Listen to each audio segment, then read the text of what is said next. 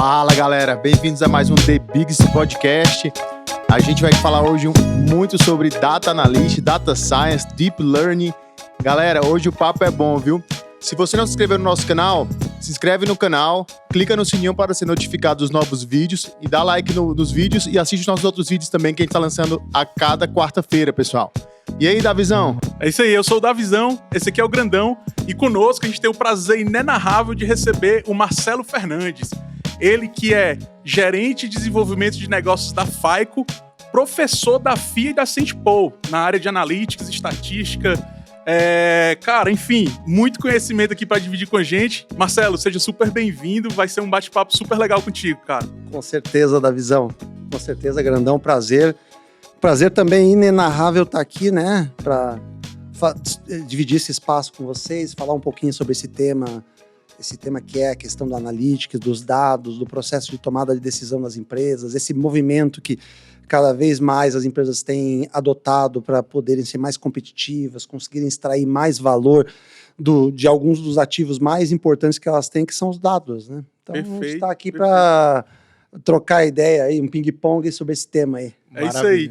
Cara, assim, eu acho que a gente começar com um tema para a gente deixar todo mundo na mesma página. A gente vê muita gente, muitas empresas falando de inteligência artificial, machine learning, deep learning, mas o que é isso?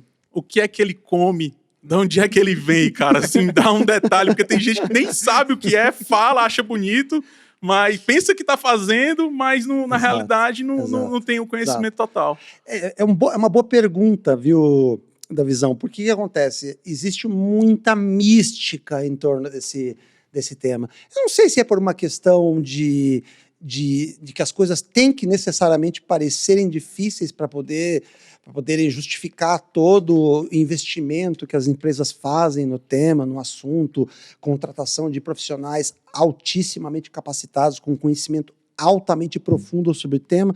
Mas se você pensar de uma maneira bastante simples, o tema não é necessariamente complexo. Claro que ele pode ser, mas vamos pensar de uma maneira simples. Cara, nós todos temos as nossas capacidades de cognição.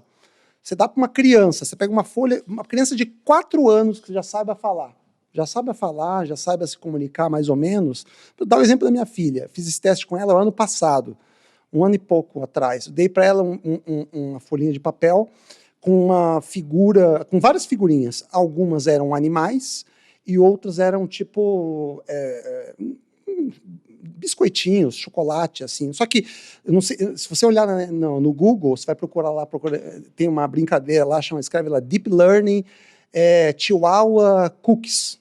Aí você vai ver lá, vai na imagem, você vai ver um monte de quadrinhos, são figurinhas, uma do lado da outra, que você tem aquele cachorrinho Chihuahua, que tem aquele olhinho meio esbugalhado, e aquela bolachinha cookie, sabe aqueles cookies de baunilha, que é uma bolachinha que ela tem a coloração dela, a mesma tonalidade de cor do cachorro, só que ela tem aquelas gotinhas de chocolate, que se você olhar de longe assim, até parece um cachorro, ou o cachorro parece a bolachinha.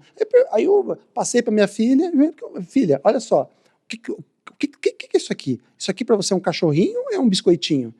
Não, pô, isso aqui é um biscoitinho, isso aqui é um cachorrinho, isso aqui é um biscoitinho, isso aqui é um cachorrinho. Questão de segundos, ela classificou todos os objetos com 100% de acerto, uma criança de 4 anos. Então, quer dizer, o que eu quero dizer com isso? No final das contas, o ser humano ele tem a capacidade de conseguir estabelecer relações e, a partir disso, criar algum tipo de juízo, que pode ser uma classificação, pode ser uma definição, pode ser algum tipo de resposta para uma questão simples, somar 1 mais 1. Uma criança com 5 anos, 6 anos, já consegue, se bem treinada, já fazer isso.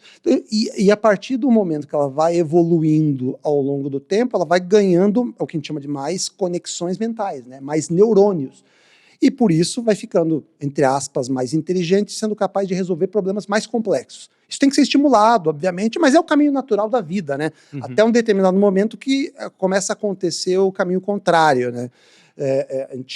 Aí eu não sou especialista em neurologia para poder afirmar isso, mas a partir de um determinado momento a quantidade de neurônios começa a cair, a quantidade de conexões começa a cair. Por isso que as pessoas normalmente falam que para você conseguir manter essas conexões ou minimizar as perdas, você tem que fazer aquelas palavrinhas cruzadas, ou seja, você tem que estimular o seu raciocínio para que você consiga manter isso. Então, essa é a capacidade humana de cognição.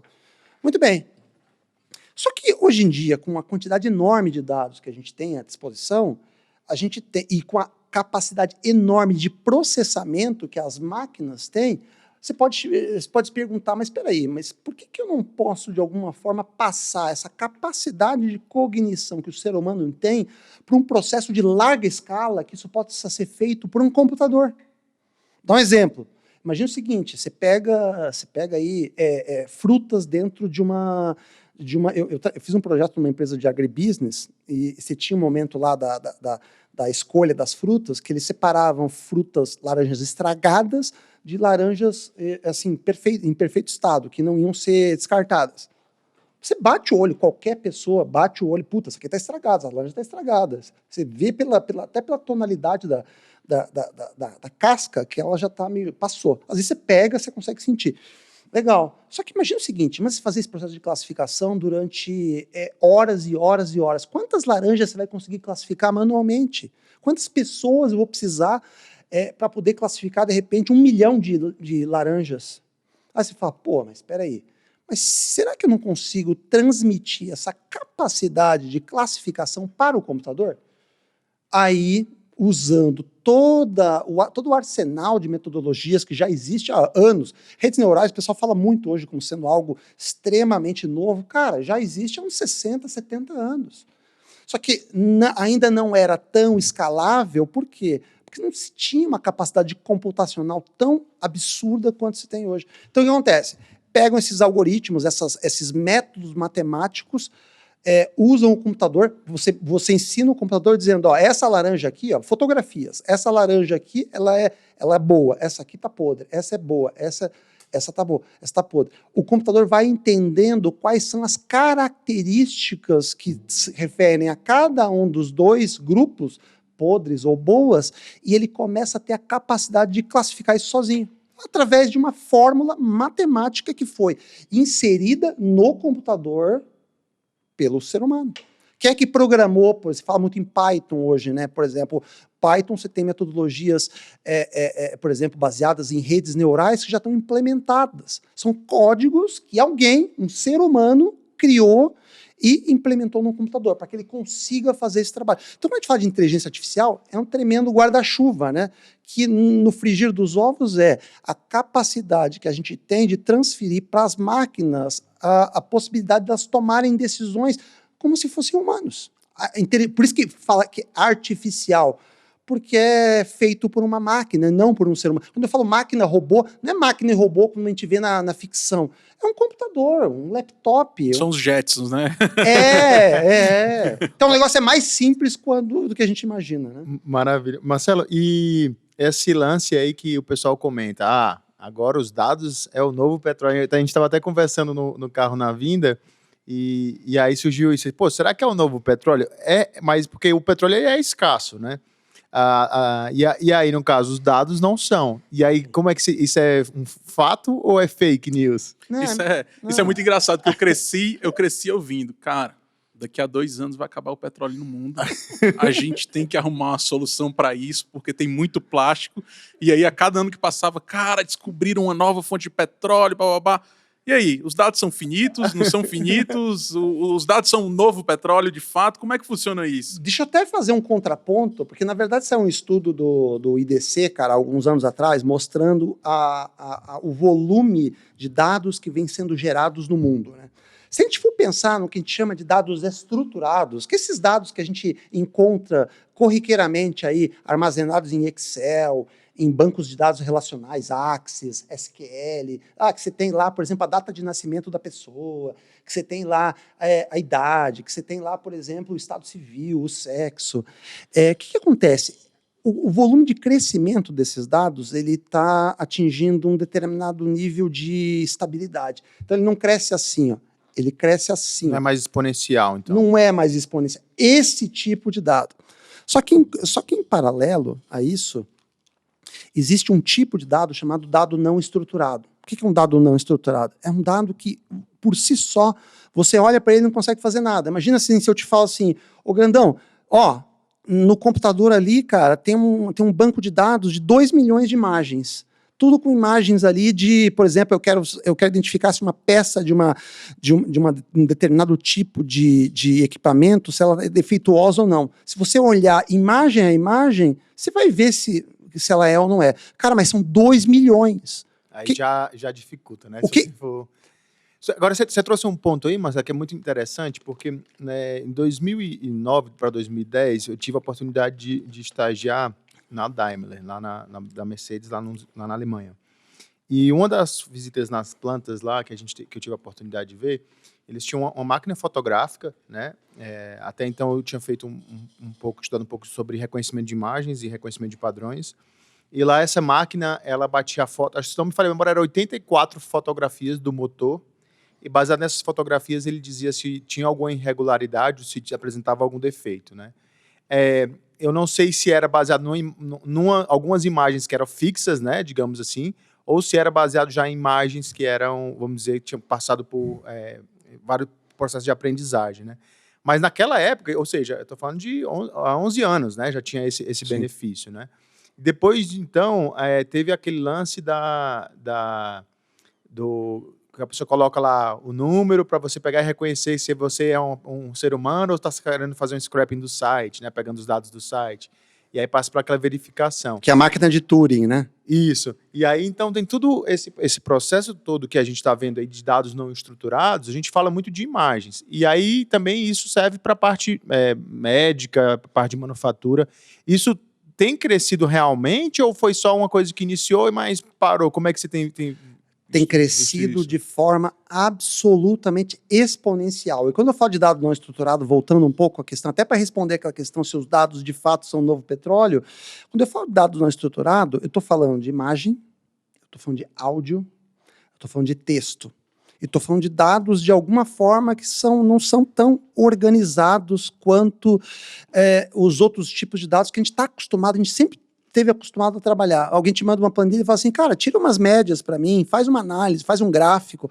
Se alguém te dá um banco de imagens ou te dá um pendrive com 2 milhões de arquivos em MP3, o que você vai fazer? Você vai entrar um a um, vai ficar escutando cada um dos áudios.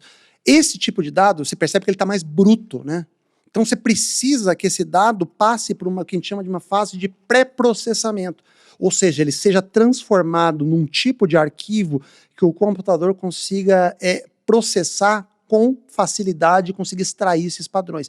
Então, o crescimento desse tipo de dado está aumentando muito. Eu trabalhei com um projeto de Speech Analytics, que é você tirar inteligência a partir de dados de fala, para poder identificar, por exemplo, numa operação de cobrança, o que diferencia um cara que estoura de bater de resultado, estoura os resultados, por exemplo, no final do mês, atingindo 200%, 300% da meta, o cara recupera mais que todo mundo e o cara bate 30 meses seguidos de performance espetacular de um outro sujeito que faz 10% da meta. Ambos falam com os clientes, ambos atendem ou ligam para uma quantidade enorme de... O que diferencia um do outro? A gente pega esses dados que estão em um formato MP3, um formato Wave, etc. E, por exemplo, faz o que a gente chama de speech to text. Joga isso para um formato textual. É texto, meio que você transcrevesse o conteúdo daquela comunicação. E a partir disso você começa a analisar o que esse cara fala, comparando esses dois grupos, dos campeões, dos caras que não atingem os resultados, o que eles falam de diferente que eu poderia usar para melhorar o script da comunicação entre cliente e, por exemplo, o operador de cobrança. Então, esse tipo de dado ele tem crescido de uma maneira absurda e as empresas despertaram para a importância deles no processo de tomada de decisão. Tu me fez lembrar agora, recentemente eu li uma parte do artigo do Dropbox, que é uma plataforma de storage, né? Que ele falou assim, cara, imagina qual a dificuldade e o desafio de você conseguir estruturar suas fotos. Aquela sua foto que você bateu em 2003 no zoológico com seus familiares. Como é que você vai identificar aquela foto que tem lá o nome DSC0304? Como é que você consegue organizar isso? E cada vez agora com o celular você está batendo milhares de fotos aí por ano, né? E aí eles estavam fazendo um trabalho de você não mais pesquisar a foto simplesmente pelo... tem a parte do reconhecimento facial, inclusive tem alguns celulares que já tem isso, mas eles estavam começando já a fazer abordagens, como tu falou, matemáticas, para avaliar que se tem alguns animais no fundo, ele começa a associar com a palavra zoológico. Se tem, por exemplo, um verde, aí, então tem a ver com jardim.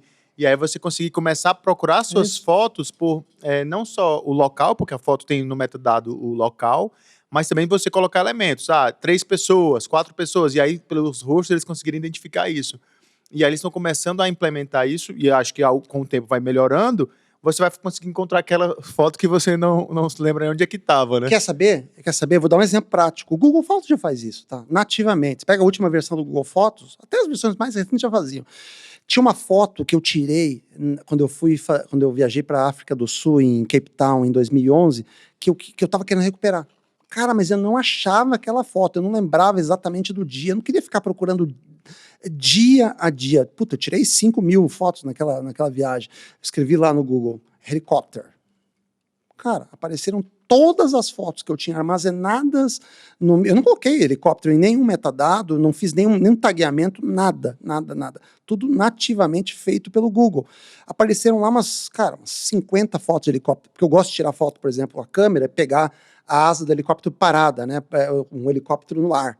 Então, tipo, como se ele tivesse parado, mas na verdade é um efeito, basicamente, que eu aumento a velocidade frames por segundo do obturador da câmera e pá, ele consegue capturar. Cara, aí uma das fotos é justamente o que eu estava procurando. Sabe quanto tempo eu demorei para encontrar isso? Menos de 10 segundos. Se eu fosse na mão buscar... É assim, por exemplo, você não percebe hoje que no Google Fotos aparece lá pessoas? Todas as pessoas que apareceram pelo menos uma, ou eu não sei a quantidade exata de vezes, mas que apareceram pelo menos algumas vezes na sua lista de fotos, ela aparece ali como uma amostra da pessoa. Sei lá, vamos pensar que eu tiro bastante foto com o Davizão, com o grandão, no meu Google Fotos vai aparecer lá, o Davizão e o grandão. Eu clico no Davizão, traz todas as fotos, ou quase todas, que o Davizão apareceu, que estão no meu rolo de fotografias do Google. Cara, isso é visão computacional na veia. Isso é super legal, né? Que às vezes você quer, cara, me manda, principalmente família, né? Me manda umas fotos que você tem aí comigo, que a gente tá fazendo um negócio aqui, você vai lá, clica, já tá aqui, ó, todas as fotos para você selecionar. Exato. Isso é super legal, cara. Marcelo, tem um ponto que eu acho bem interessante, que à medida que esses dados vão surgindo, também vão criando aí o deep, né, learning aí, voltando para a parte de fake news, e isso vai sendo criado, né? Tem gente comentando que estavam criando-se áudios, até de alguns CEOs aí, ou estão mudando o rosto da pessoa e adaptando baseado em assim, criação dessa parte de usar os dados, mas de maneira negativa, e o próprio fake news, né? Você vê algum formato para isso ser tratado também utilizando inteligência artificial? Sim. Tipo, derrubando páginas de forma automática, que for fake news, derruba, que for fake... algo nesse sentido, enfim. Se você pesquisar na internet, né, você já consegue ver que existem vários modelos matemáticos que são desenvolvidos para você identificar fake news. É como se fosse a inteligência da inteligência, ou o que você pode chamar de contra-inteligência, né?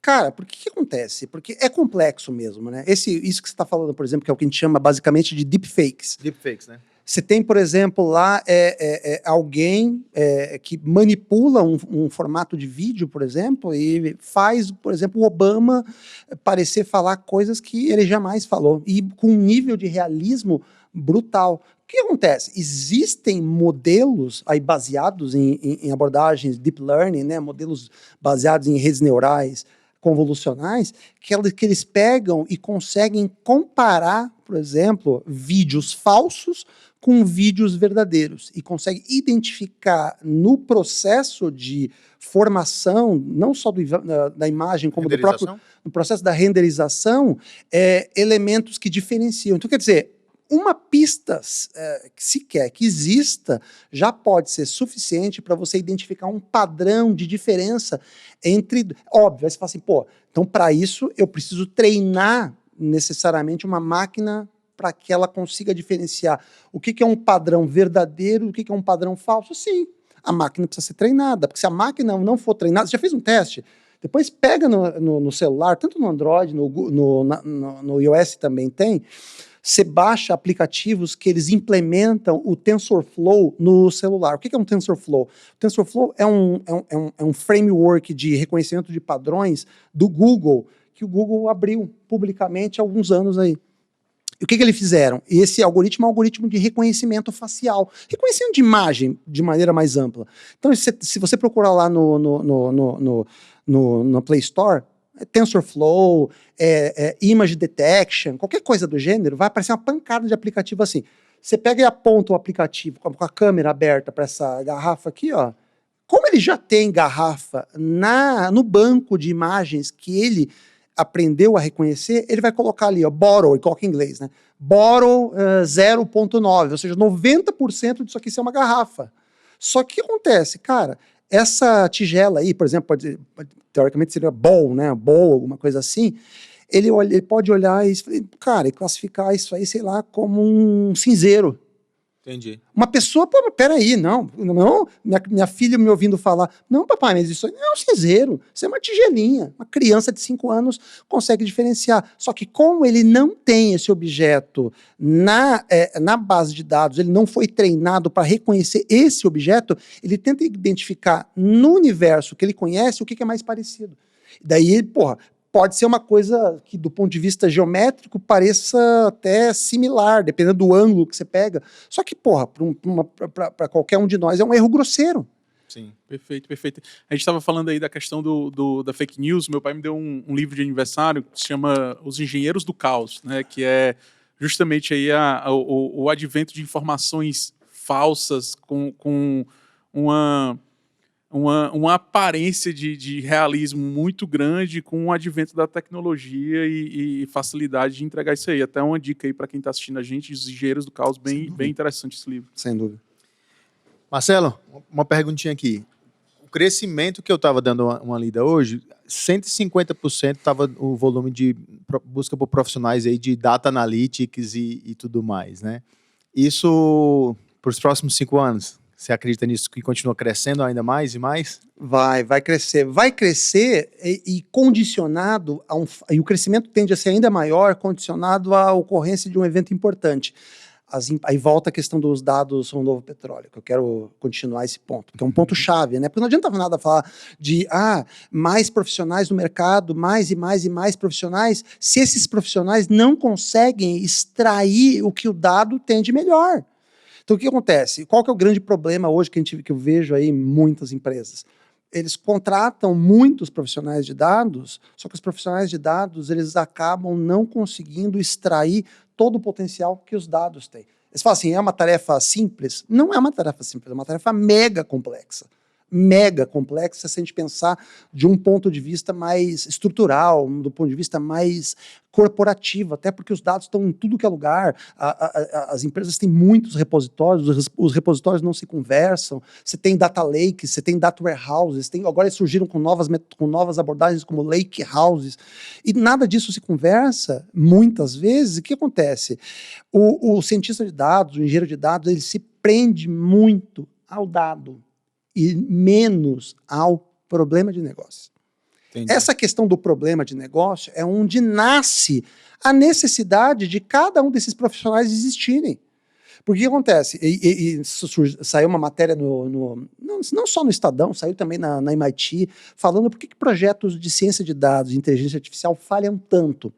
Por quê? Porque muitas vezes o foco é dado para o objeto errado. Em vez de focar, por exemplo, no cliente, na necessidade de negócio que ele tem, que tipo de problema ele quer resolver, qual a expectativa que ele tem com relação a resultados, o pessoal começa a se preocupar em pegar aqueles dados, jogar para dentro do computador, usar Python, usar R, usar qualquer que seja a linguagem e começar a extrair padrões, mas a extrair padrões para resolver que tipo de problema.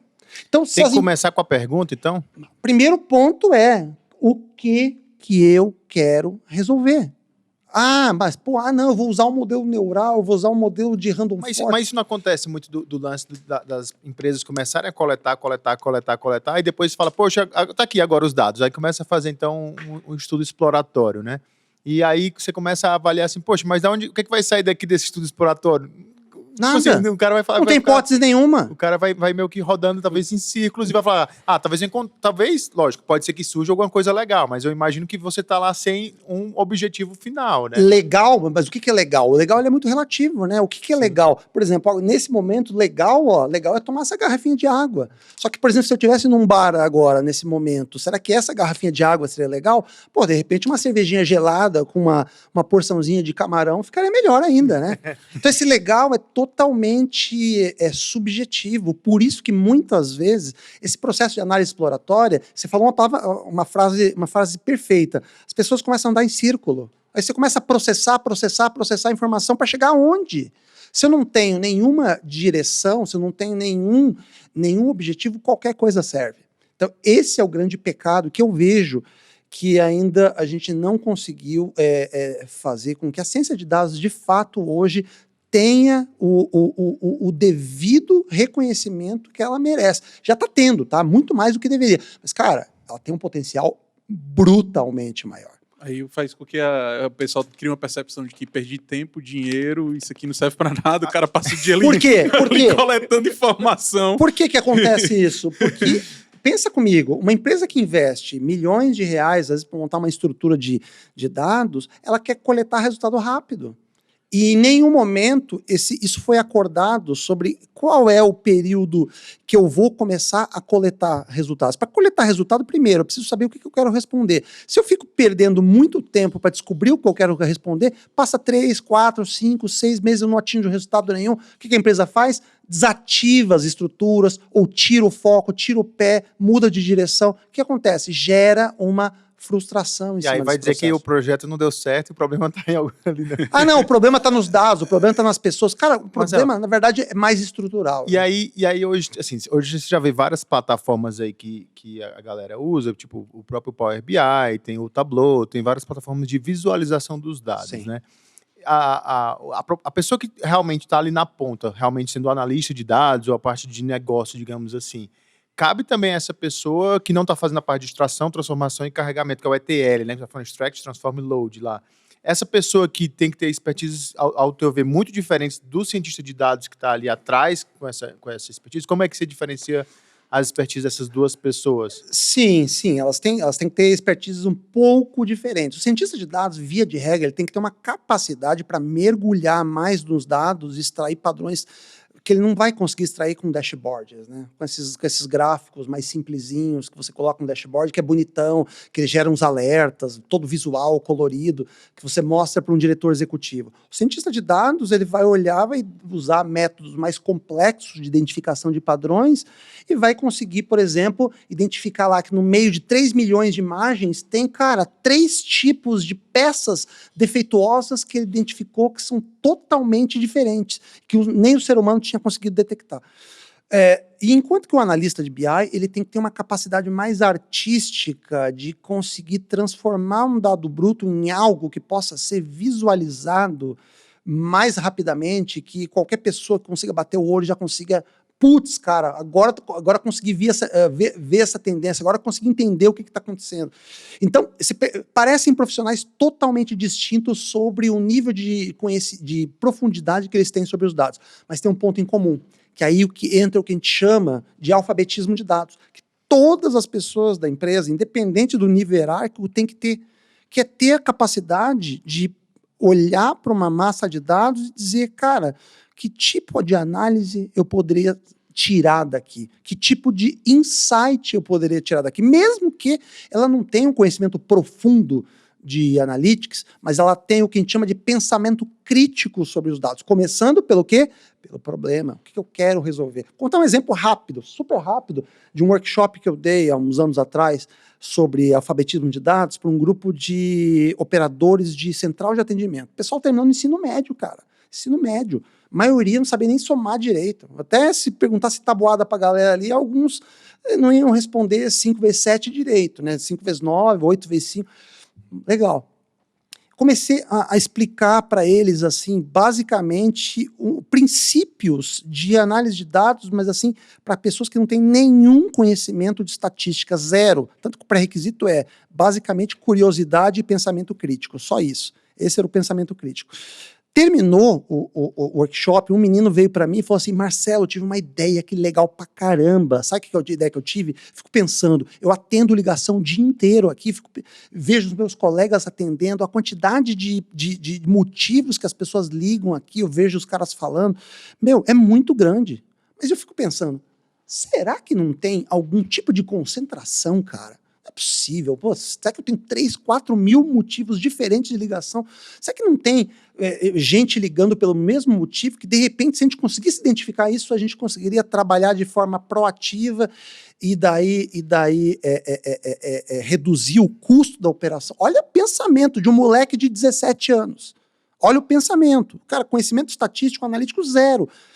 Sentei com ele, pegamos um exemplo de uma base de contatos de um mês e elencamos lá, tinha lá alguns milhares de motivos mesmo. Cara, aí eu falei assim, você já ouviu falar numa análise chamada análise de Pareto? Análise de Pareto é aquele velho, famoso 80-20. Será que, de repente, eu tenho uma concentração de motivos aqui que podem responder por um percentual significativo dos chamados? Cara, batata, ele identificou 50 e poucos motivos que chegavam a representar quase 45% do total de ligações. Ou de 3 mil motivos, 45 deles, os mais relevantes, representavam quase metade das ligações. O que ele fez? Conversou, passou a ideia para cima, conversaram com o supervisor conversou com a direção, os caras criaram e melhoraram o portal de autoatendimento da empresa. Para tipo, cara, para que para você pegar a segunda via da fatura, você precisa ficar ligando para uma central de atendimento, ficar meia hora no telefone? Você pode entrar na internet, se autenticar ali. E ainda vai passar o número do boleto. Anota o número do boleto aí. Pois é. Então o que acontece? Cara, eles conseguiram reduzir quase 40% o volume de chamadas por aqueles motivos. Por uma análise mega simples. É o que eu estou falando. Analytics, análise de dados, não precisa ser necessariamente algo complexo. Entendeu? Maravilha. Perfeitamente. Cara, acho que até uma questão bem interessante, eu estava pensando aqui, a respeito de inteligência artificial, né?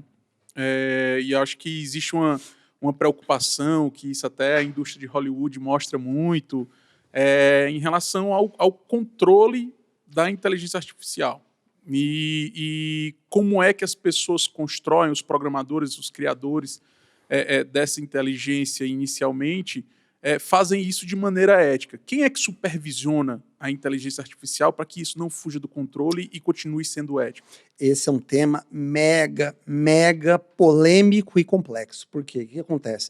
Eu participei recentemente de um fórum com vários executivos aí de áreas de data analytics do mercado. O tema do evento foi basicamente inteligência ética e responsável. Por que acontece? A inteligência, no que ela se baseia?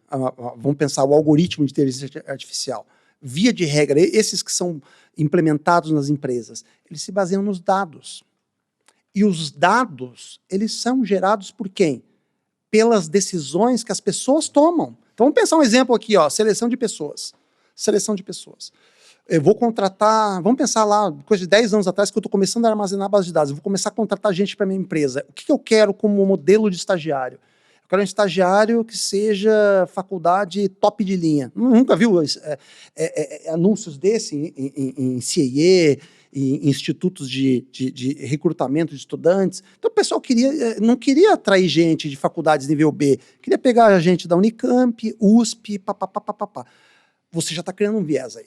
Sim. Por que você está criando um viés aí? Porque você está partindo de uma premissa que as pessoas que vêm dessas faculdades necessariamente são melhores. E nisso você cria uma discriminação contra, por exemplo, pessoas que não tiveram acesso a esse tipo digamos, entre aspas, de possibilidade na vida e estão estudando aí em outras, não vou citar nomes por questões éticas, né?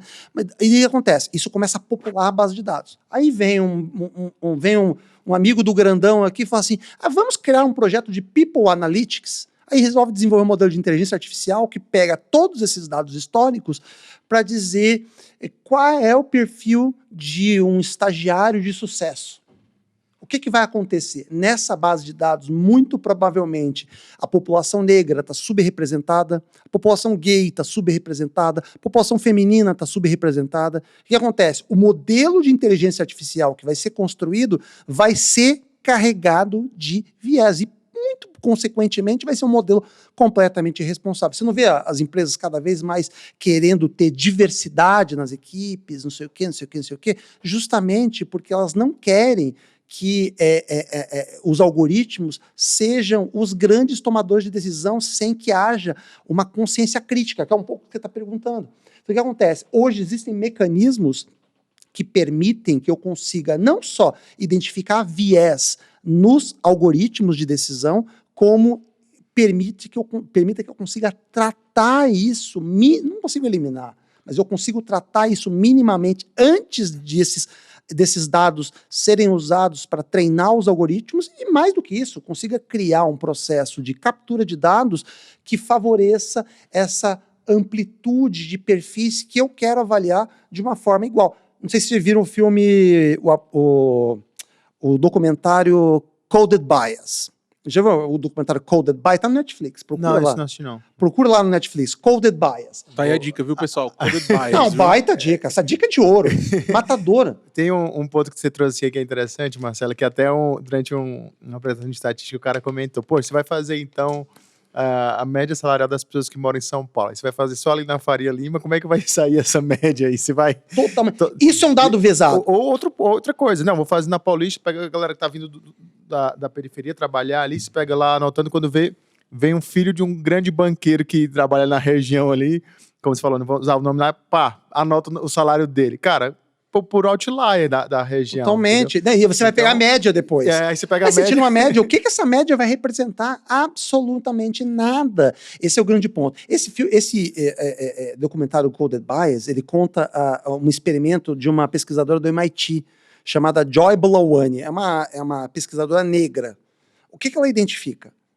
Ela se dedica a estudar processos de viés nos modelos de classificação de imagens nos Estados Unidos, no Reino Unido, etc. E ela identificou uma falha séria no algoritmo de classificação de imagens da IBM. Tanto que a IBM chamou ela para dar uma palestra lá e corrigir isso, ajudar a corrigir o algoritmo. Não vai dar spoiler, viu? Que no The Bigs não pode ter spoiler. Não, eu paro por aqui. E deixo a curiosidade para quem tiver interesse em saber mais. Vai lá assistir o Coded Bias. Cara, baita de um documentário que te prende do início ao fim. Marcelo, em termos de ferramentas aí, eu tenho muito lidado com o pessoal, todo mundo fala, rapaz, a pegada agora é estudar Python. Algumas ainda falam do R, né? Realmente você acha que uma ferramenta para quem quer começar aí no mundo do Data Science, do Data Analytics, começar pelo Python mesmo? O que você acha? Vamos lá. Primeiro eu vou dar um meu viés pessoal, tá? Mas já deixo claro que ele é uma visão enviesada. Por quê? Porque eu sou estatístico. Se eu sou estatístico, eu aprendi a mexer com R ainda na versão antiga, que era o S+, cara, há 20 e poucos anos atrás. Então, quer dizer, quando o R surgiu nas primeiras versões abertas, cara, eu falei, a ferramenta legal, me identifiquei rapidamente com ela. Isso significa que ela seja necessariamente a melhor ferramenta? Claro que não. Vamos pegar um outro viés contrário, de um cara que é um desenvolvedor. Ele olha para a ferramenta Python, que é uma linguagem de desenvolvimento de aplicação, de website, inclusive de data science, fala, cara, essa ferramenta aqui é de A a Z, faz tudo. E além de ser bem fácil de você aprender a se desenvolver. Então, o que acontece? Se você olhar o crescimento da linguagem Python hoje, vamos pensar nos últimos 10 anos, cara, um crescimento absurdamente exponencial. Hoje é a linguagem de programação mais usada da atualidade. Então, assim, se for para dizer, cara, ela é melhor ou ela não é melhor, eu prefiro dizer o seguinte, eu sempre oriento os alunos a criarem uma independência. O que é uma independência? Cara, começa aprendendo mas não fica necessariamente preso a ela. Porque no final das contas você vai ser pago para resolver um problema. Se você vai usar a ferramenta A, B, C ou X, pouco importa. Então o que acontece? Faz o seguinte, começa aprendendo Python, que é o que todo mundo basicamente está aprendendo, só que vai dar uma olhadinha no R. E aí o paralelo que eu faço é o seguinte, para dados não estruturados, para trabalhar com deep learning, para trabalhar com aplicações mais complexas que envolvem texto, áudio, vídeo, imagem, honestamente, Python ele é muito mais competente, além de ser performático. Ele é mais performático que o R, porque o R é mais lento para processamentos em larga escala, né, do que o Python, fazendo comparação só entre os dois. Né? Não que o Python seja tão rápido assim. Se comparar Python com Scala, Python vira uma carroça. Só que comparar Python com R, o Python é mais rápido. Só que para análise estatística, vias de regra, cara, análises científicas, o R tem uma quantidade de bibliotecas brutalmente maior. Então, quer dizer, não tem certo ou errado, melhor ou pior. O grande profissional que vai se destacar é o cara que consegue rapidamente sair de uma para outra e trabalhar de forma intercambiável, entendeu? Que nem lente de câmera. Você tira uma lente grande angular para tirar uma foto mais aberta e você depois troca por uma tele para pegar uma foto mais fechada com um ângulo específico e você lida bem com todas. R-Python é a mesma coisa. Entendeu? Não tem certo ou errado. O que se destaca é o cara que entende a pergunta, sabe qual é o problema e resolve ele, independente Pronto. da ferramenta que usa. Resumindo, exato. é isso. É esse o cara. É esse o cara que as empresas querem ou da visão. É esse o cara que as empresas querem. E Marcelo, você falou aí que muitas empresas estão com esse grande desafio aí de começar a fazer projetos de data science, data analytics. Quais que você definiria aí, vamos dizer assim, uns 3 ou 5 fatores críticos de sucesso para um projeto desse rodar bem e as empresas terem, digamos assim, um certo benefício assim no médio e longo prazo? Até porque eu não acho que no curto não consiga, né? Primeira coisa, Grandão, cara, é ter um acercamento, né? Assim, uma avaliação muito clara de qual é o problema que a empresa quer resolver. Vou dar um exemplo claro. O que é um problema de negócio? Cara, a empresa está perdendo cliente pra caramba. Porra, a empresa tinha 20 milhões de clientes, passa 3 meses tem 16. Opa, tem alguma coisa errada acontecendo. Porra, você olha lá os gráficos de entrada e saída de cliente, você pega o saldo e você vê uma curva assim descendente. Pô, tô perdendo cliente pra caramba. Por que eu tô perdendo cliente? Aí você começa a fazer um monte de análises e, putz, legal. Até entendo por que eu tô conseguindo, por que os clientes estão saindo. De repente o preço tá ruim, de repente é porque o serviço não tá legal, de repente é porque o concorrente está oferecendo produtos melhores. Só que maravilha. Legal, mas como é que eu posso ter uma ferramenta que me ajude a, antes que o cliente cancele, eu consiga detectar essa tendência e oferecer alguma coisa que o convença a ficar, por exemplo. O caso típico é telecom, né? Você vê hoje em dia uma briga absurda entre TIM, Claro e Vivo, né? As 3 grandes operadoras. A Oi deixou de ser uma empresa de telecom, está virando uma empresa de serviço. Mas essas 3, TIM, Claro e Vivo, disputam a tapa cada cliente. E a grande questão é, como é que eu posso evitar que esse cara saia, principalmente um cara que me gera rentabilidade? Então, o problema de negócio é, cara, a minha base de clientes está sangrando. Esse é o problema de negócio, porque o faturamento, o resultado da empresa está indo pelo ralo. Esse é o problema de negócio. Agora, o que eu vou usar para resolver esse problema? Aí eu posso, de novo, é uma história, posso usar Python, posso usar R, posso usar SAS, posso usar FICO, posso usar qualquer tipo de ferramenta. A grande questão é, como é que eu transformo esse problema de negócio em algo que possa ser uma estratégia de decisão que ajude a empresa a tratar de forma diferente os caras que tenham mais chance de cancelamento. Então, esse é o primeiro grande ponto. Segundo ponto, tem que ter uma união, uma interação brutal entre a área de análise de dados, seja áreas de data science, etc., e a área de negócio. O cara, cientista de dados, não pode trabalhar de forma autônoma. Tipo, ele vai lá, senta na máquina dele, começa a processar um monte de coisa, depois acha lá uns insights bonitos, coloca no PowerPoint e faz uma apresentação. Esse é o caminho do fim. Sim. Esse processo tem que andar, os dois times têm que andar de mãos dadas do início até o fim do projeto. E tem que, sabe o que mais? Tem que ter um patrocinador executivo, um cara que fala assim, quanto tempo a gente precisa para isso dar resultado de verdade? Vamos desenhar um projeto para ver isso funcionando na prática. Quanto tempo? 4 meses? Tá bom, vamos desenhar. Aí entra a metodologia ágil, as metodologias Scrum, os projetos ágeis, etc., que vão desenhar o que eu chamo de sprints, que vão ter entregas objetivas de curto e médio prazo, para que lá naquele timeline que foi desenhado para esse projeto gerar resultado, ele começar a gerar os KPIs, os indicadores que a empresa quer. E, sabe, mais um fator, Grandão, só para fechar, também não é uma questão exaustiva, né, cara? Não dá para ser exaustivo aqui.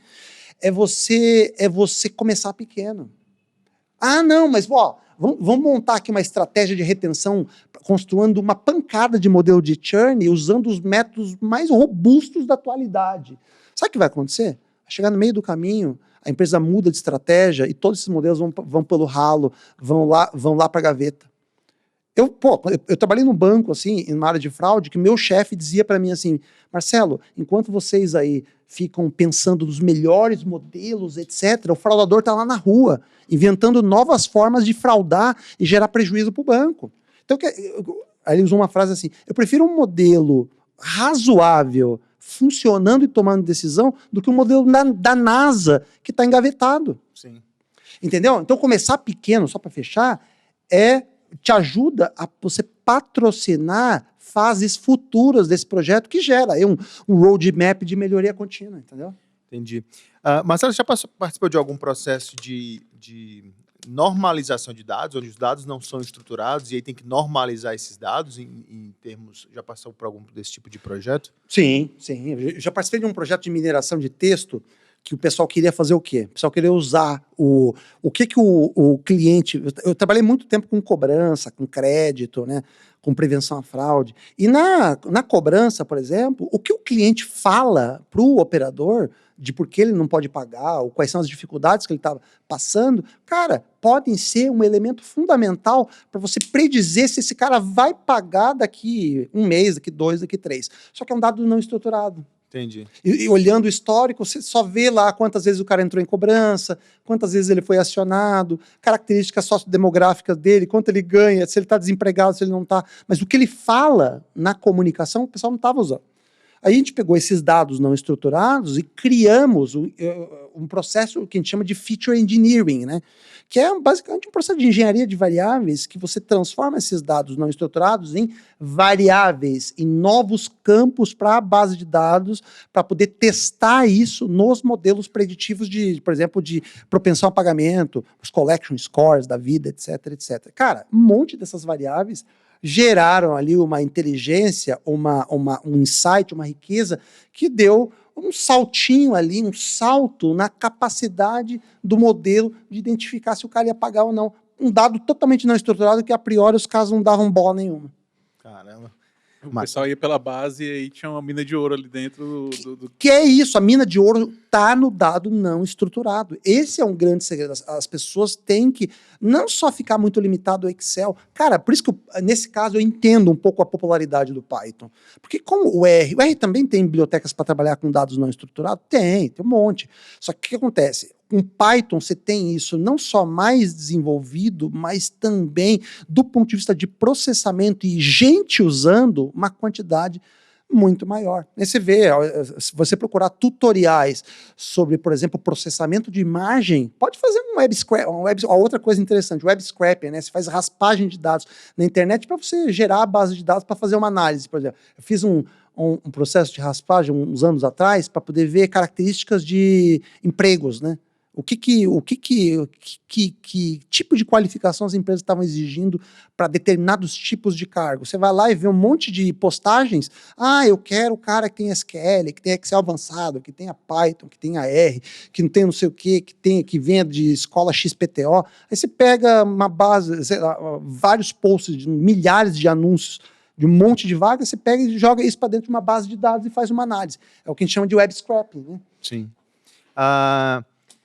Tem um ponto aqui que é até interessante, assim, que hoje eu vejo muito essas plataformas de e-commerce sendo lançadas e eu vejo muito que a estruturação dos dados, elas são feitas de maneira, algumas vezes, bem diferentes, né? Por exemplo, você vai buscar celular em uma, aí meio que o iPhone eles destacam, não é meio que o celular que você vai colocar as informações de 4 GB, 8 GB, 2 GB, como você tem, por exemplo, em celulares Android, que você vai avaliar essas coisas, né? E ao mesmo tempo, quando você vai buscar, por exemplo, ar-condicionado, tá em refrigeração, esses nomezinhos e tudo isso, né? Como que você vê isso sendo aplicado para não só para os marketplaces, mas também isso para os próprios produtos que estão sendo lançados? Essa parte de nomenclatura, escolher a nomenclatura ideal, isso tem feito muito uso também ou não? Cara, isso aí é útil. Primeiro, não só para machine learning como um todo, mas também para um processo. Na verdade, tem 2 processos assim que eu entendo que podem se beneficiar muito desse tipo de trabalho. Primeiro, a parte de recomendação de ofertas, né? Por quê? Você imagina o seguinte: imagina, por exemplo, um marketplace como o Amazon. Qual é a quantidade de SKUs distintos que esse marketplace oferece? Pensando em SKUs ativos, né? Produtos aí, por exemplo, uma garrafinha dessa aqui de 500 ml da Cristal, sem gás, é um SKU. A mesma garrafinha, 500 ml da Cristal, com gás é outro SKU. São produtos diferentes, entendeu? Apesar de ser basicamente água mineral. Então, o que acontece? Você tem, cara, dá para falar tranquilamente aí, em centenas de milhares, se não milhões de SKUs, até porque no final das contas o marketplace tipo a Amazon é meio que a junção de várias lojas. E é isso que é meu ponto, porque ao mesmo tempo que você pode estruturar a garrafinha de água em líquido, ou sei lá, em bebidas, né? Pode ser bebidas não alcoólicas. Pô, mas será que tá boa essa divisão em bebidas não alcoólicas, bebidas alcoólicas? Só que o cara vai achar tão fácil quanto ele acharia. Aí tem bebidas alcoólicas, aí vai ter cerveja artesanal, cerveja convencional, enfim. E aí você começa a ter essa estruturação, meio que essa árvore de dados, e ao mesmo tempo que você vai ficar uma árvore de dados tão longa, começa a se tornar complexo de você identificar aquele produto que você quer comprar, né? Pô, tu tem que dar 7, 8 cliques aqui para chegar no meu produto, né? Por isso que existe, por exemplo, a própria Amazon inventou isso há alguns anos atrás, que hoje é meio carne de vaca hoje, né? Mas é o que a gente chama de análise de cesta de mercado, né? Nem foi a Amazon, foi o próprio Walmart que inventou lá, né? Lembra da relação entre as fraldas e as cervejas lá? Sim.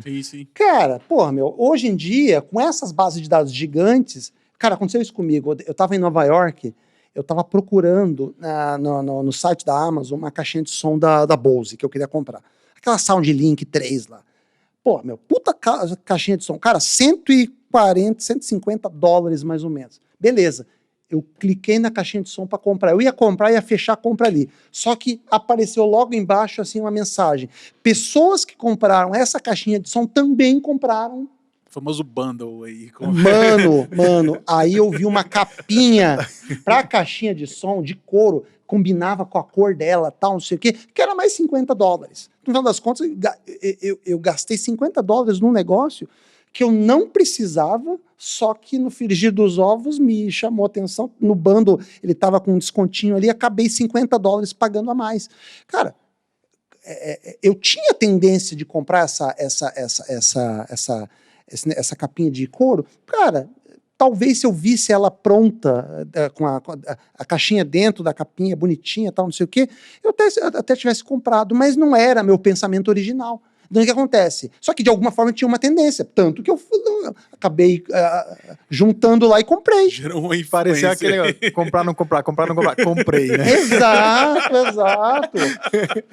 Não, se você olha com câmera fotográfica hoje, velho, se os caras fazem um negócio de bundle desse e colocam a câmera com uns bundlezinhos, com umas lentes, amigo, certeza absoluta que o cara não vai vender só a câmera, ele vai vender acessórios também. Então o que acontece? Isso que você está falando, essa complexidade por conta dos diferentes tipos de classificação que um produto pode ter, cara, você pode usar uma pancada de abordagens como motores de recomendação de oferta, como análise de cestas de produtos e isso para você tentar fazer o cara consumir mais, comprar mais, aumentar as vendas do e-commerce, né? Mas tem um outro lado legal também, que é um lado que sustenta tudo isso, que é você conseguir entender como é que vai ser a leitura da demanda por esses produtos lá na frente, que é o chamado forecasting, né? Sim. Que é o chamado forecast de demanda. Porque como você tem uma quantidade gigante de produtos distintos, puta, cara, fazer modelo para tudo isso é uma arte, porque a quantidade de combinações de produtos, categorias, etc., é muito grande. Então, aqui, nesse caso, métodos de previsão estatística, e pode ser desde modelagens, né, algoritmos mais simples, com alisamento exponencial, médias móveis, até algoritmos mais robustos que envolvem até redes neurais. Muita gente usa redes neurais para fazer previsão de demanda futura. Eu trabalhei, por exemplo, com redes neurais para fazer previsão de demanda de energia. Então, quer dizer, a rede neural tem uma utilização muito grande, né? Mas, claro, você precisa começar necessariamente com ela. Cara, por que você não pode começar com algo que seja mais simples e funcional e vai criando uma estratégia de avanço, de melhoria do seu modelo, do seu algoritmo ao longo do tempo? Esse é um ponto de reflexão importante, entendeu? Dar o passo inicial na direção correta, por isso que seria interessante começar dessa maneira, né? E ir crescendo de maneira orgânica, né? Para você atingir os seus objetivos, aí, os objetivos da empresa e responder a pergunta final. Exatamente. Marcelo, qual era a dica que você daria aí para... Dica, né? Que você daria para alguém que está saindo da faculdade, enfim, ou até mesmo qual faculdade fazer para... Vai para a estatística mesmo? Ou como que você indicaria alguém que queria traçar o caminho da ciência de dados e também da análise de dados? Ó, tem algumas dicas assim que para mim são formação, enfim, o que você acha? Vitais, né? São vitais, porque você tem públicos de todas as naturezas, né? Tem gente que está terminando o ensino médio, o cara vê esse buzzword aí em torno da ciência de dados, já quer ir para essa linha. Tem gente que terminou a faculdade, está fazendo um trabalho lá, trabalha lá numa área XPTO, puta, não está muito contente, vê esse negócio da área de ciência de dados, quer pular para lá. Cara, tem diferentes conselhos que eu daria. Primeira coisa, será que esse mundo é para você? Esse é um questionamento provocativo. Por que um questionamento provocativo? Cara, antes de se matricular numa pós-graduação de Data Science, faz um curso rápido de R aí de 2, 3 horas, tem um monte aí na internet, você pega aí plataformas de ensino como Udemy, Data Science Academy. A Data Science Academy é até melhorzinha, mas a Udemy já tem curso, assim, uma quantidade enorme de cursos, assim, a qualidade já não é tão top quanto a da Data Science Academy. Mas não importa, escolha a plataforma que você quiser, faz um curso rápido ali e vê, putz, cara, isso mexeu com o meu coração, me apaixonei. Gostei, pirei. Se você gostou, vai adiante. Por que eu tô falando isso? Porque eu dou aula para alunos de pós-graduação em ciência de dados, que o cara, male sabe mexer no Excel. Aí ele vai, de cara, ele é despejado, ou ele é apresentado para o R, para o Python, ele começa a ter pesadelos, ele começa a ter soluços, né? Começa a ter convulsões. Por quê?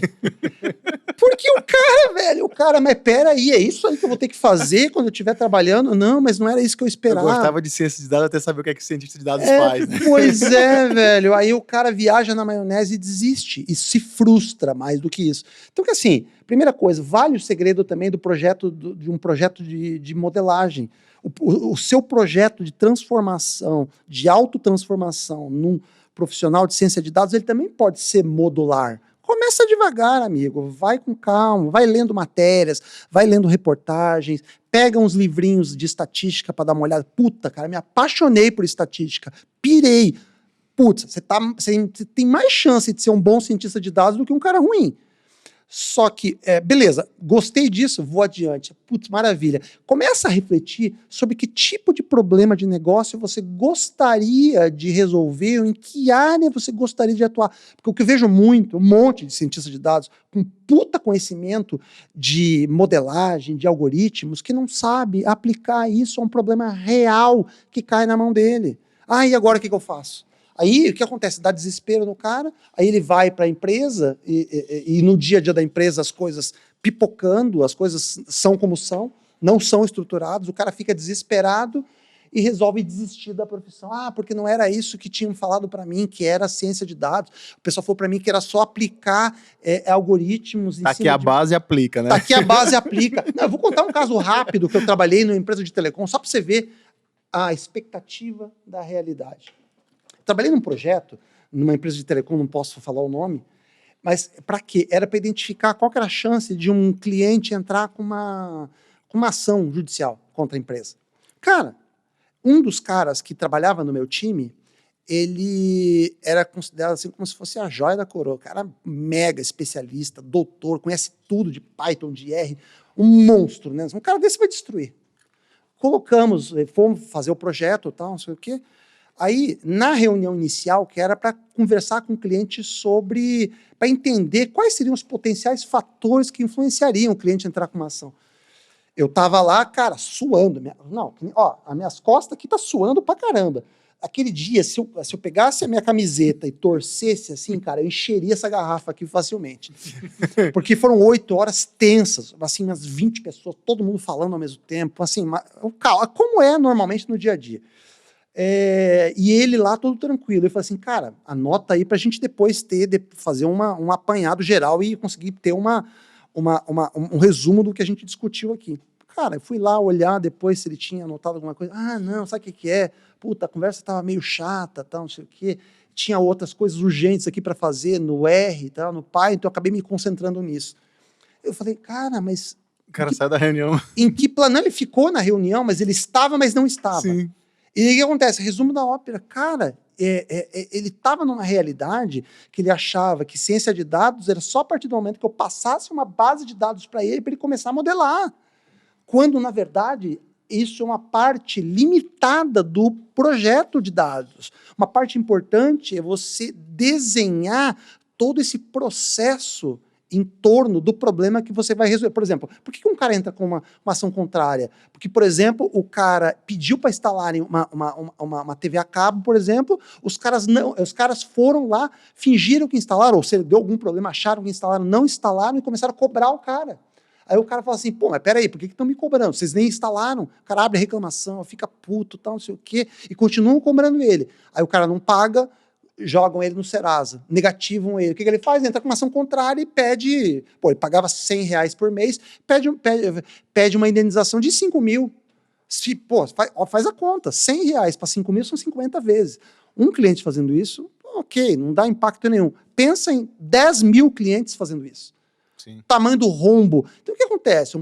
A pessoa, para realmente, se ela quer ser um cientista de dados, ela tem que ser uma pessoa extremamente curiosa, questionadora, crítica e absolutamente provocativa, porque ela tem que colocar o dedo na ferida para poder identificar que fatores podem estar relacionados ao evento que ela está estudando. Então, o que acontece? Esse tipo de perfil é o tipo de perfil de cientista de dados, seja ele mais extrovertido, mais introvertido, isso não é tão relevante assim.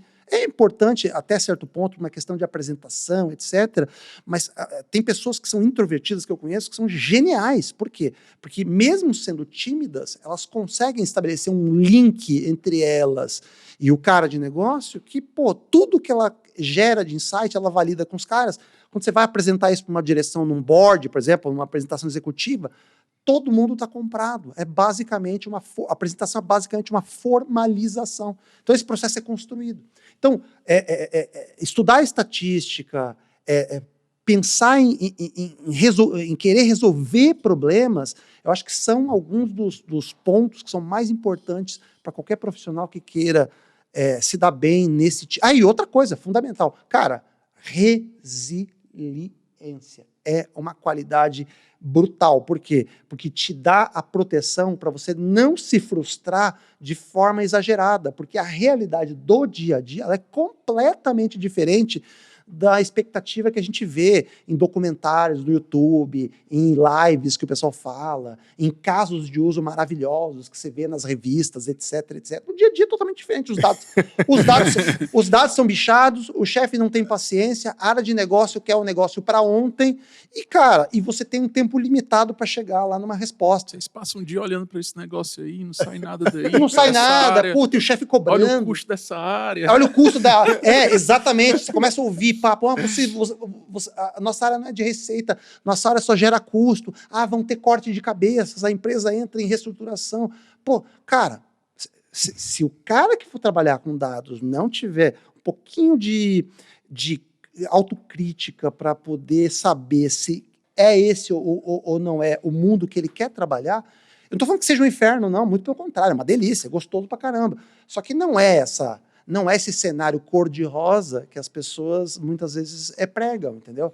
Na realidade, isso é muito vendido hoje, né? O pessoal vende um sonho muito, muito facilmente e às vezes o cara nem vive aquilo, né? Ele te vende uma história que vai gerar algum retorno para ele, ou ele te vende um treinamento, ele te vende alguma coisa como se aquilo fosse as mil maravilhas, e quando você vai ver, na realidade, Na prática, a teoria é outra, né? Quando a coisa começa a acontecer, você olha assim, caramba, o que eu tô fazendo aqui, Da visão cara? é que nem a questão do salário. Você vê aquelas matérias? Ah, não, salário de cientista de dados até 30 mil reais. É a mesma história daquelas passagens aéreas em promoção. Tem uma passagem a 149, eles colocam lá, passagens a partir de 149. Você vai tentar comprar a mais barata que você acha, é 2.400. É a grande realidade, é a grande realidade. E não é, porque você vê a distribuição de valores de salário de um cientista de dados, cara, 30 mil está muito, mas muito longe de ser uma realidade brasileira, muito longe. Tem alguns outliers que chegam a esse tipo, geralmente profissionais com uma quantidade de anos de experiência. Puta, cara, ó, o cara ralou para chegar ali. Mas o cara era estatístico, era um analista de sistema. É um outlier, certeza, né? É um outlier. Pô, cara, a grande média tá girando ali na faixa de 6, 7, 8 mil para baixo. Aí o cara entra, e outra coisa, o cara fica com uma expectativa de crescer rápido, porque é uma área que teoricamente tem rápido crescimento, ele acha que ainda mais essas gerações novas aí, né? O cara entra, em 2 anos já quer ser diretor da empresa. Entrou como cientista de dados júnior, que 2 anos ele quer ser diretor de ciência de dados. Tudo bem, pode até ter essa expectativa, mas pense também em gerar resultados numa escala muito mais exponencial do que essa, porque daí, obviamente, a empresa vai, puta, esse cara é um Einstein, né, velho? Vamos promover esse cara para diretor de ciência de dados, o salário dele aumenta 10 vezes. Mas não é a realidade do dia a dia para a maioria das pessoas. Esse é um ponto, e isso é uma coisa que eu sempre falo. Às vezes a minha professora fala para mim, às vezes para eu pegar leve e tal, não sei o quê. Cara, assim, eu fui educado sempre querendo ouvir a verdade, entendeu?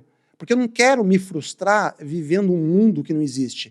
Eu quero saber onde é que eu estou pisando, até para poder me planejar, até para poder, de alguma forma... E isso não tira meu entusiasmo, pelo contrário, eu sou extremamente entusiasmado por esse universo, só que eu não quero que as pessoas sejam enganadas. Cara, eu abro isso, eu coloco isso de forma extremamente aberta para os alunos, entendeu? Tem os dois lados, mas tem que entender o que é de fato a realidade. Traz a vida como ela é, né? Exato. Davizão, a gente está quase chegando no nosso horário. Eu tenho uma pergunta aqui. O que é que você vê de futuro e tendências aí da ciência de dados? Cara, uma coisa que é muito legal, e essa preocupação um pouco tem a ver com uma das perguntas que o Davizão colocou, daquela questão da inteligência artificial autônoma, né? Você viu que... E é daquela empresa do Elon Musk lá, né? Do OpenAI, acho que é OpenAI, né? Que é o GPT-3. Daqui a pouco surge o GPT-4, GPT-NA. Cara, que é uma inteligência artificial autônoma. Você pega lá, você quer fazer um resumo de um livro, você coloca o conteúdo inteiro do livro num PDF e tal, já sai um resuminho ali de 50 linhas. Um negócio pronto para você, espetacular. Você pensa assim, qual o impacto disso? Imagina o impacto disso para, obviamente, já tá acontecendo para carros autônomos. Se já não tenha mais a necessidade de ter pessoas pilotando. Claro que ainda com alguns refinamentos que precisam ter. Mas, cara, você tem uma grande tendência de que as pessoas precisam se reinventar. Você viu aqui o Pilot ali? Esqueci o nome do produto exatamente. É um produto aí do GitHub, acho que é Pilot alguma coisa, cara, que ele faz automação de código.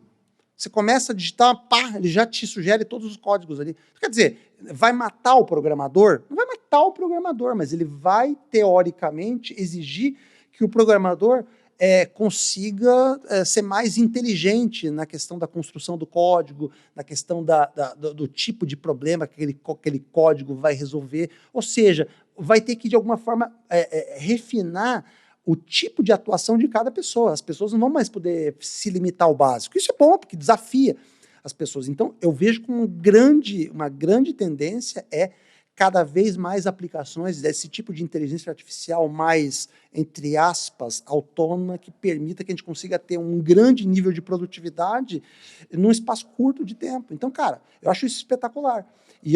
Só que o que acontece? Esse tipo de inteligência não vai matar, por exemplo, a capacidade crítica do cientista de dados. Muito pelo contrário, vai tornar esse processo mais produtivo. Um negócio que o cara demorava, às vezes, 1 semana montando código, cara, você pode eventualmente ter isso pronto em questão de horas. Pô, isso não é ótimo? Isso não é fantástico? É fantástico. Então, por isso que essa capacidade de você interagir com um negócio, que parece uma coisa meio óbvia, né? Parece óbvia. Eu falando assim, fico pensando, caramba, não acredito que eu estou falando isso. Parece tão óbvio. Só que, na verdade, não é tão óbvio, porque a maioria das empresas pecam quando desenvolve projetos de ciência de dados e não presta atenção para isso. Aí acontece, via de regra, não, o algoritmo não funcionou, não. Muitas vezes os dados não têm a resposta correta, pode ser que não tenha, os dados sejam ruins. Pode ser que os dados sejam ruins, mas isso você tem que matar. E talvez você não fez a pergunta de maneira talvez correta. Talvez você não fez a pergunta correta. Talvez você não fez a pergunta correta. Então, essa história, só para fechar com a pergunta que começou. Cara, essa história de que os dados são o novo petróleo, para mim, muito sinceramente, é uma tremenda balela. Por quê? Porque a gente parte da premissa que o dado por si só, ele possui valor, quando na verdade quem dá esse valor para os dados são as pessoas, através das perguntas. Sem esse direcionamento, cara, essa montanha de dados vai ser simplesmente uma montanha de dados. Vai ocupar espaço nos servidores, nos data lakes, etc, etc. E vão frustrar as empresas com relação aos objetivos que elas têm.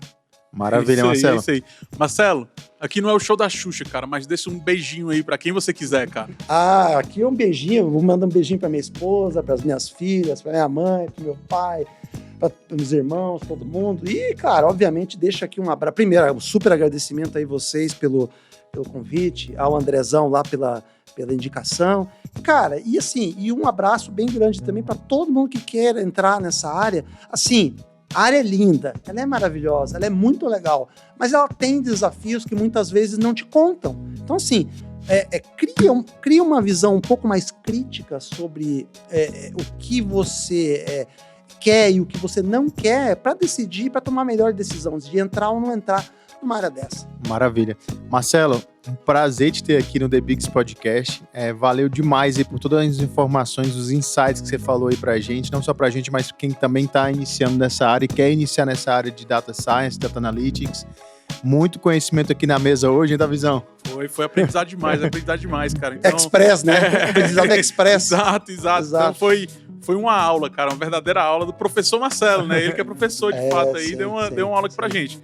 Galera, esse aqui foi mais um episódio do The Bigs Podcast. Eu sou o Davizão, esse aqui é o Grandão. Esteve aqui com a gente o grande Marcelo Fernandes, falando tudo aí sobre transformação digital, inteligência artificial, Big Data, Machine Learning, enfim, tudo isso e mais um pouco. Se você quiser saber mais um pouco sobre esse conteúdo, segue as dicas que ele deu, começa de maneira pequena, vai crescendo no orgânico, que essa é a melhor maneira de você fazer. Se você não está inscrito no nosso canal, se inscreve, dá um like pra gente, ativa o sininho e procura a gente nas outras plataformas, como Instagram e Spotify. Só um ponto a mais. Marcelo, quer deixar o teu contato aí pro pessoal? Sim. Pode me procurar no LinkedIn lá, escreve Marcelo Fernandes FICO, né? FICO, que eu vou aparecer lá. Não só tem um Marcelo Fernandes na FICO. Maravilha, galera. Um abração. Um beijão, pessoal. Até mais.